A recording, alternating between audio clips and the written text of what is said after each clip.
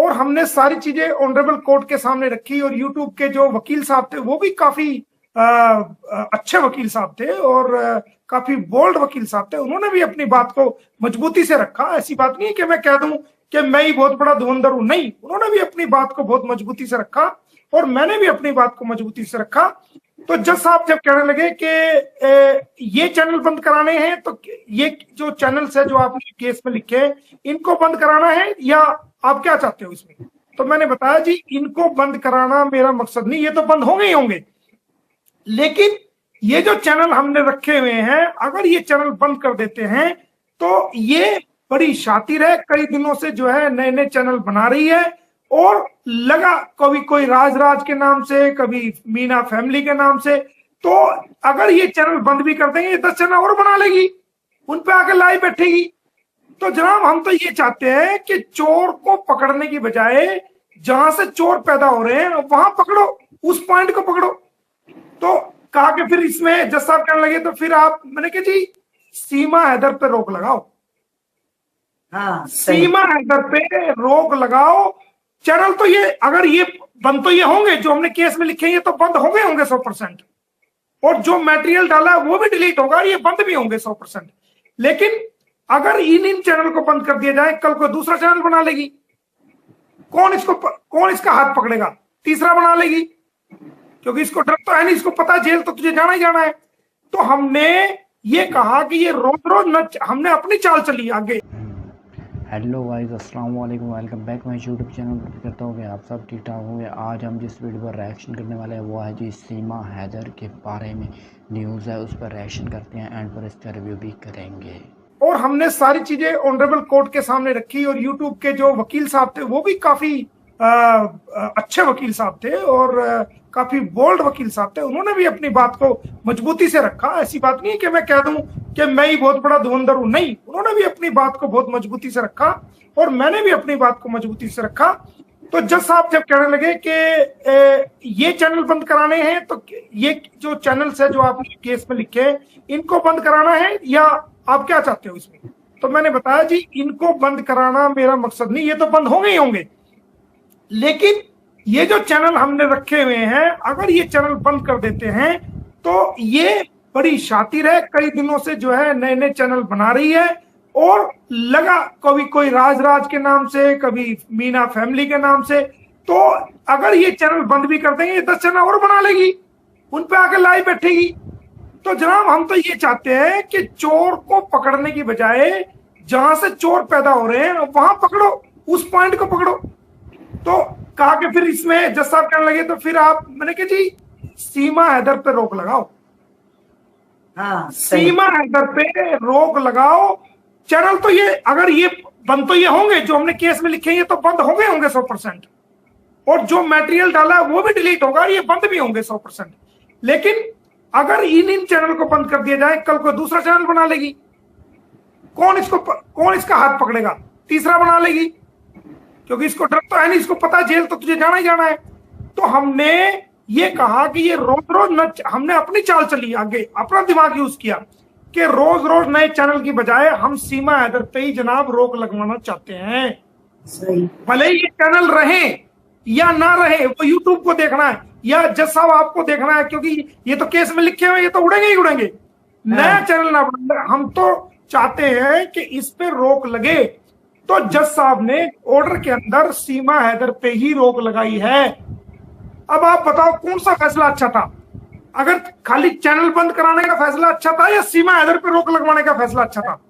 हाँ, अब इसमें ये किसी के चैनल पे नहीं जा सकती, किसी दूसरे की चैनल को यूज नहीं कर सकती, यानी कि इंस्टाग्राम, फेसबुक, यूट्यूब को ये यूज ही नहीं कर सकती, उस पे कोई वीडियो नहीं डाल सकती, कोई वीडियो उसको जो ना उसको पब्लिश नहीं कर सकती, और मेरे खिलाफ तो कोई डेरोगेटिव मार्क्स नहीं कर सकती, एक लफ्ज नहीं कह सकती और कोई डिफेमेटरी बात नहीं कर सकती कहीं भी। यानी अगर कोई चैनल वाला भी आता है ना, जो नेशनल चैनल है, जो इंटरव्यू, वहां भी मेरे खिलाफ एक वर्ड नहीं बोल सकती है। ऐसा बढ़िया ऑर्डर पास करा है। तो कल परसों तक वो मिल जाएगा, उसकी कॉपी लेके हम यूट्यूब को दे देंगे, पुलिस डिपार्टमेंट को दे देंगे। हमने एसएचओ को इसीलिए पार्टी बनाया, अगर एसएचओ इसको बंद नहीं कराएगा तो एसएचओ को ऊपर को 6 महीने की जेल तो एसएचओ को होगी, अगर अदालत का आदेश ना मानने पर।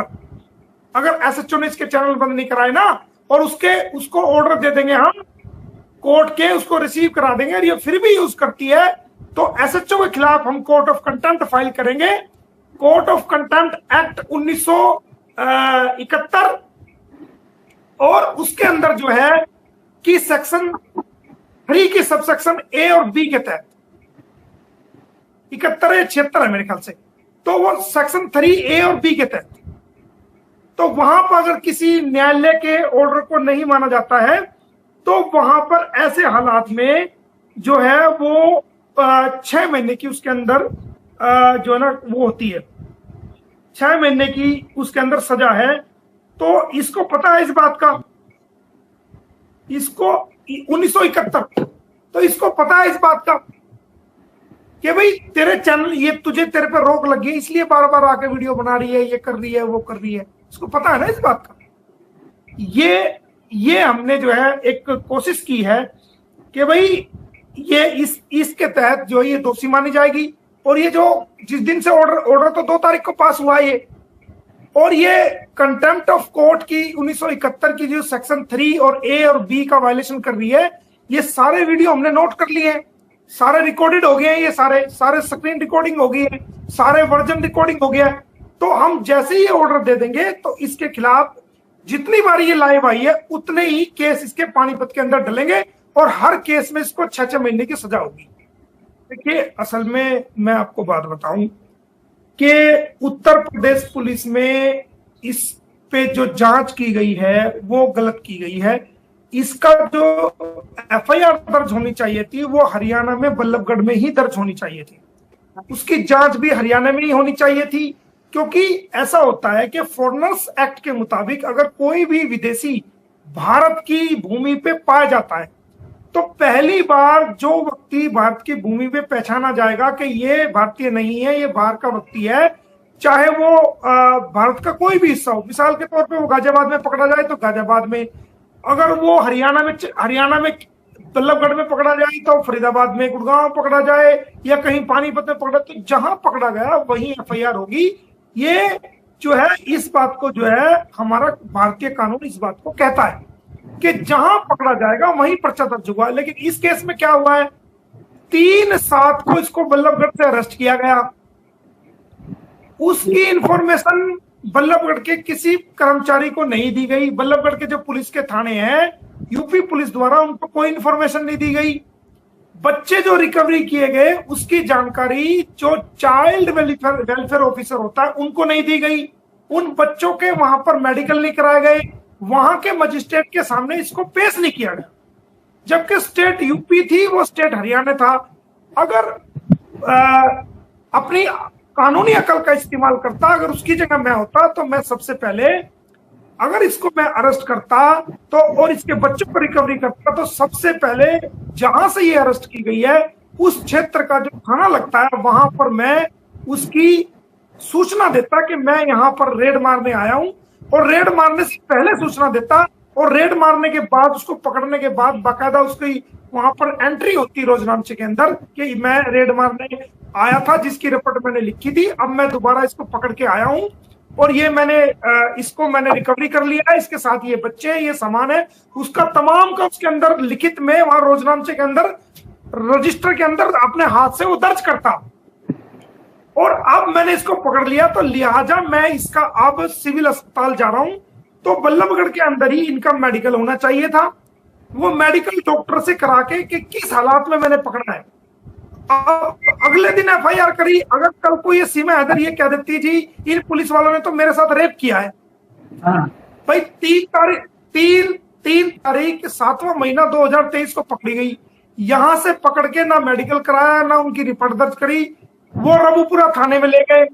अगले दिन उसकी एफआईआर रघुपुरा में दर्ज करी। अगर वो सीमा हैदर इस बात को कह दे या कोई भी विदेशी नागरिक इस बात को कह दे कि इस एसएचओ ने और इन पुलिस वालों ने मेरे साथ किया है, तो पुलिस वाला तो मारा जाएगा। इसीलिए जहां से उसको पकड़ा है उसको तुरंत वहां से पकड़ने के बाद सबसे पहला जो कार्य था इन्वेस्टिगेशन ऑफिसर का, उसको सरकारी अस्पताल पे लेके जाते और उनका वहां पर बच्चों का भी मेडिकल होना चाहिए था, सीमा हैदर का भी मेडिकल होना चाहिए था, सचिन का भी मेडिकल होना चाहिए था, और उसकी सूचना जो बाल सुरक्षा अधिकारी है उसको देनी चाहिए थी, हमने ये बच्चे करे, और बाल सुरक्षा अधिकारी की प्रेजेंस में मेडिकल होना चाहिए था, लेकिन ऐसा नहीं किया गया। कारण कानून इस बात को कहता है कि जहां पकड़ी गई, और एफआईआर भी वहीं दर्ज होनी चाहिए थी, नहीं की गई। इसको हरियाणा से यूपी में ले जाया गया, यूपी में इसका हल्की धाराओं में इसका एफआईआर दर्ज की गई, और अगले दिन इसको कोर्ट में पेश करके इसको जो है नोएडा जेल में भेज दिया गया, और बच्चे भी इसके साथ जेल में भेज दिए गए, जबकि बच्चों को जेल में भेजने का कोई भी कारण नहीं बनता।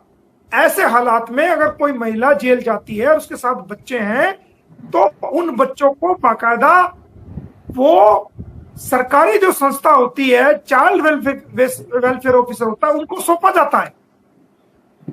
बच्चों बाल आश्रम में जो सरकारी होते हैं उनके अंदर जो बाल सुधार गृह होते हैं, वहां पर या कुछ संस्थाएं होती है सरकारी डीसी के अंडर, वहां पर उनको बच्चों को रखा जाना चाहिए था। तो पुलिस अधिकारी ने भी बहुत बड़ी गलतियां की है, इसके अंदर कानून की वायलेशन करी है। ये कारण क्या हो सकता है कि पुलिस वाले ने ऐसा क्यों किया? कारण नॉलेज, कानूनी नॉलेज नहीं था। कानूनी नॉलेज होता, अगर उसको नॉलेज नहीं था तो उसको चाहिए था कि किसी सरकारी वकील से, जो उनके सरकारी वकील हैं, जो सरकारी एडीए होते हैं उनसे, या डीए होते हैं, डिस्ट्रिक्ट अटॉर्नी होते हैं, जो एसपी ऑफिस में सरकारी वकील होते हैं, एक अधिकारी होती है डिस्ट्रिक्ट अटॉर्नी, उससे बात करनी चाहिए थी कि सर हमने ऐसी ऐसी विदेशी महिला को पकड़ा है, तो इसमें कानून क्या कहता है। अगर उसको पता नहीं था उसको सलाह लेनी चाहिए थी, लेकिन कोई सलाह नहीं ली गई, और उसको कानून का नॉलेज ना होने की वजह से वो इतनी सारी गलतियां करके बैठ गया। कानून की गलतियों कब पता चला? जब मैंने बारीकी से छानबीन करी, हर चीज को मैंने बारीकी से किया, इसीलिए तो ये तमाम पहलू मैंने कोर्ट में रखे। इसीलिए तो जो फरीदाबाद की सेशन कोर्ट है, फरीदाबाद की सेशन कोर्ट में जब मैंने तमाम कमियां बताई, तमाम लैप्स बताए, तमाम सबूत रखे, तो फरीदाबाद की पॉस्को कोर्ट ने मेरी कंप्लेंट को स्वीकार किया। ये बहुत बड़ी जीत है, बहुत बड़ी जीत है बहन जी, ये कि पॉस्को की धाराओं में एपी सिंह के खिलाफ, नेत्रपाल के खिलाफ, सचिन मीना के खिलाफ, सीमा हैदर के खिलाफ और 10-12 अन्य लोगों के खिलाफ जो है वो केस एडमिट हो चुका है, और एक तारीख में उसमें तारीख लगी हुई है। तो अब जितने भी अधिकारी हैं, उन सारे अधिकारियों को बुला करके कोर्ट पूछेगी, सेशन कोर्ट, कि बताइए ये आपने ऐसा क्यों किया। तो फंस तो वो खुद ही जाएंगे, लेकिन फिर भी मैं उनको एक सुधार का मौका दूंगा कि चलो तुम्हें नॉलेज नहीं था, कोई बात नहीं, अपनी भूल को अब भी सुधारो और इस पे कानूनी कार्रवाई करो, क्योंकि नहीं तो वो फंस जाएंगे, उनकी नौकरी खराब हो जाएगी। अगर मैं चाहूं तो उनकी जो 1 तारीख को जो वहां उनकी पेशी होनी है, अगर मैं चाहूं तो उनकी नौकरी खराब कर। तो गाइस वीडियो पर रिएक्शन किया, ये थी आज की न्यूज़ जिस पर मैंने रिएक्शन किया और सुना कि एक भाई ने इसमें कहा है कि जज साहब से एक ऑर्डर लिखाया है जिस पर सीमा हैदर की जो है ना चैनल पर वीडियोस बनाना या इसके बारे में बोलना, उसके बारे में उसने जज साहब से एक रिपोर्ट की है और उसके साथ उनके ख़िलाफ़ केस में कहा है कि ये जो सीमा हैदर है मेरे बारे थोड़ा भी बोले, जो भी बोले मेरे बारे में ना बोल सके, और उसका सारा कुछ डीएक्टिवेशन जज ने कहा है। अगर ये एसएचओ इसे नहीं मानता, नहीं करता तो उसको भी जेल हो सकती है। तो इसके बारे में आपकी क्या रीज़न है, आपके क्या कमेंट है, वाकई ऐसा होना चाहिए कि नहीं होना चाहिए, आपने कमेंट में बताना है। तो मिलते हैं नेक्स्ट वीडियो के अंदर। आज की वीडियो पर यही था। तो अगर आपको वीडियो पसंद आती है तो मैं नेक्स्ट वीडियो इसकी लाऊंगा, अगर नहीं आती तो भाई मैं फिर इस वीडियो को नहीं लाऊंगा। जितने आपके कमेंट होंगे, लाइक होंगे तो उसके बारे में। बाकी डिसीज़न यही है कि भाई सीमा हैदर की जो है ना लाइव जो भी लाइव जा रही है, जो भी कर रही है गलत, जो इंस्टाग्राम फेसबुक, उसके बारे में भी ये सारा कुछ का बंद किया जा रहा है। तो ऐसा होना भी चाहिए। जैसे मैंने इनकी वीडियो पे एक कमेंट देखे थे कि भाई ये सही हो रहा है, ऐसा होना चाहिए, किसी और को ख़राब मत करे। ठीक है ना। तो मिलते हैं नेक्स्ट वीडियो के अंदर, तब के लिए बाय बाय गाइस।